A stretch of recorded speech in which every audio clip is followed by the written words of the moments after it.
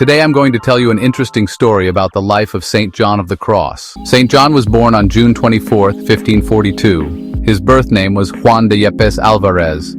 At the age of 3, his father died, and when he was 6, his mother decided to move the family to Arevalo, Spain. Here, St. John entered a school for poor children where they received basic education of Christian doctrine. As his Christian faith grew, he eventually entered the seminary and was ordained priest in 1567.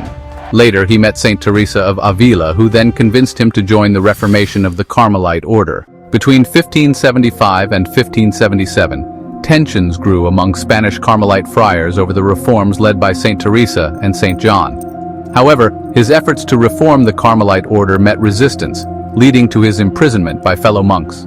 In his tiny prison cell, John endured harsh treatment and torture but found solace in writing poetry, prayers, and books. His reflections on faith and love for God became some of the most profound spiritual writings in history.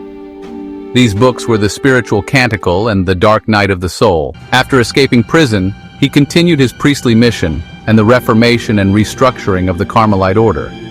Later, St. John fell ill with a bacterial skin infection called erysipelas, which ultimately led to his death in December 1591. In 1726, Pope Benedict XIII canonized St. John of the Cross.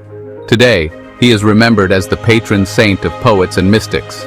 St. John used the name John of the Cross to resemble his life with the sufferings of Jesus on the cross. If you like stories like this, follow, like, and subscribe.